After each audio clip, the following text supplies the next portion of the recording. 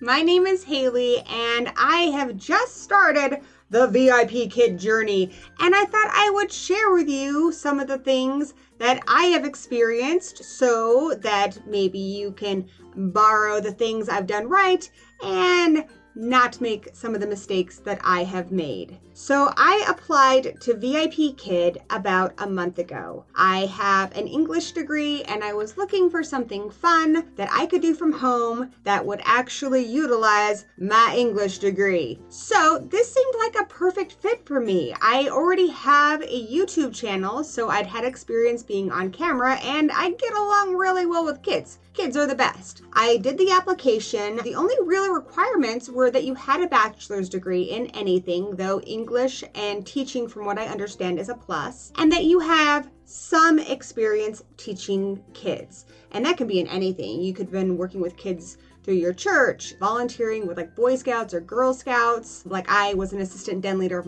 my son's Boy Scout troop. You could have been tutoring through school. I had a lot of experience doing that, or even babysitting. So it's pretty easy to get that experience. It's probably experience that you already have. So yeah, I passed, and then the next step was scheduling my demo class, which was nerve-wracking. I took a month and I just watched a ton of YouTube videos because VIPKid is very particular in their teaching style. So even if you've been teaching in a classroom setting for years, you may not know how to teach with VIPKid. They are very big on things like TPR, which is total physical response, things like cupping your ear when you want the student to respond. So there are quite a lot of really great YouTube videos on this, and that's what I did for about a month. I also made sure that I had some basic materials to get started. Most of the props for your classes and for your demo class, you can find around the house. Like if you need a ball, maybe you already have a ball.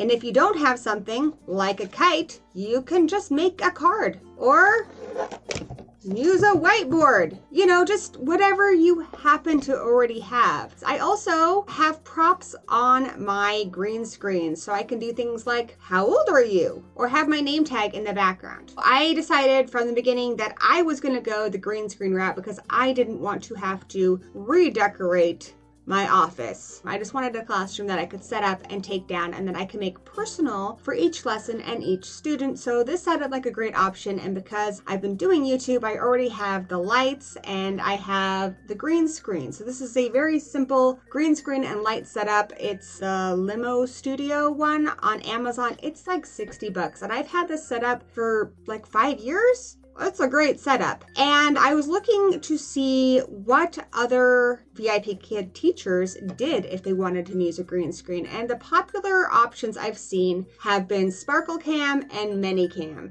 And I'll tell you right away, I don't like either of those options. Those are very heavy programs. ManyCam is pretty pricey and they are not that user friendly. What I ended up doing was kind of figuring out something on my own. I do a lot of streaming on my other YouTube channel, so I decided I was going to stick with what I was familiar with and use OBS. You can find it on their website. It has very handy plugins like the virtual camera. So I'm going to do a video about how to set that up if that's something that you're interested in. So when I finally felt that I was ready, I scheduled my demo class and I got very lucky. The person who issued my interview, my interviewer, was a woman in Beijing, China. She was very, very nice and did a very good job of pretending to be a 5-year-old child. I got pretty high marks across the board. The biggest things they were looking for was enthusiasm, TPR, speaking slowly, correcting the students, so making sure that they speak in full sentences, and I had all of that down. The only thing was I went over. I didn't get to the last slide. So as long as it's pretty close, you,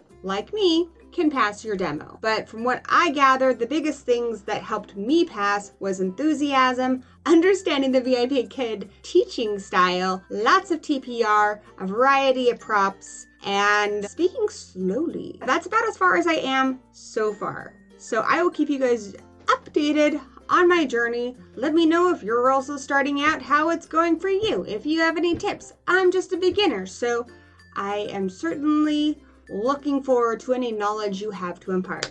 All right, guys, thank you, and I'll see you next time.